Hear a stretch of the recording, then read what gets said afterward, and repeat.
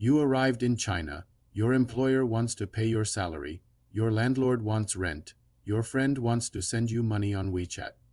But you don't have a Chinese bank account. In today's China, that's like trying to live without a smartphone. The good news? Opening a bank account as a foreigner is easier than most people think if you know exactly what documents to bring. Hey everyone, Joe here, and welcome back to the Middle Kingdom Code. Today I'm giving you the complete 2026 guide to opening a bank account. We'll cover eligibility, required documents, which banks to choose, what happens inside the branch, and the newest digital services that can save you time. Part 1. Who can open a bank account in China? Let's start with one of the biggest misconceptions. Many people assume any foreigner can walk into a bank and open an account immediately. In reality, approval depends heavily on your visa type, your city, and sometimes even the specific branch you visit. Generally speaking, banks strongly prefer applicants who hold a long-term visa or residence permit. This includes Z visa, X1 visa, and residence permit holders. Short-term visitors should know that many Chinese services have become more foreigner-friendly. WeChat Pay and Alipay now allow many international cards to be linked directly. That means some travelers may not need a Chinese bank account at all. However, if you plan to receive a salary, pay long-term rent, receive transfers from Chinese residents, and use the full functionality of local financial services, then a Chinese bank account becomes extremely valuable.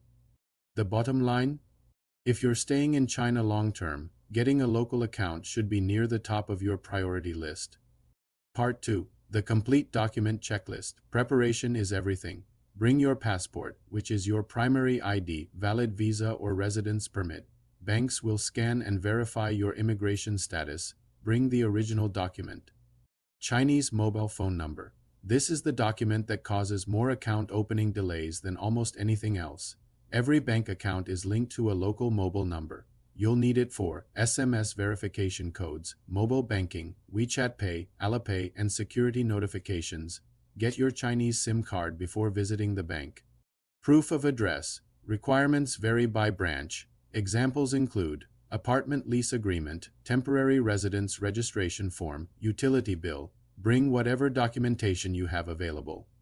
Employment or student documentation. Some banks may request work permit, employment contract, company letter, student ID, university enrollment confirmation.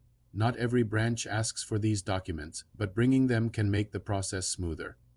Optional documents, tax identification information, additional proof of residence, and business cards from your employer. It's always better to bring too much documentation than too little. Part 3. Which bank should you choose? Options include Bank of China, ICBC, China Construction Bank, or China Merchants Bank. Part 4. What happens inside the branch?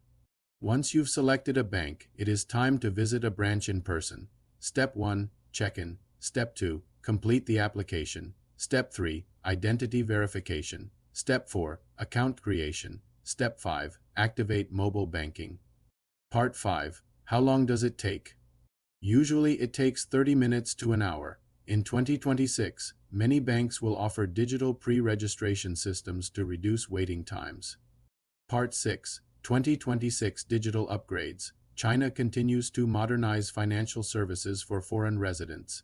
Many banks now offer digital pre-registration systems. Depending on the bank and city, you may be able to upload passport information in advance, submit visa details electronically, schedule appointments online, and complete portions of identity verification before arriving.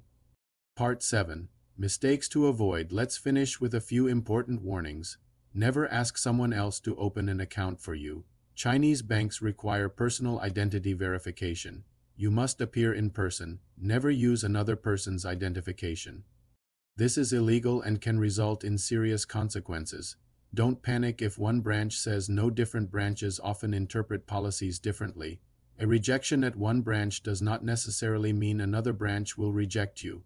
Many experienced expats simply try another branch. Once your account is active, connect it to link your account immediately to WeChat Pay and Alipay.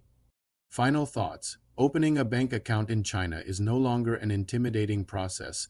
With today's digital tools and improved services for foreigners, many people can complete the entire process in under an hour.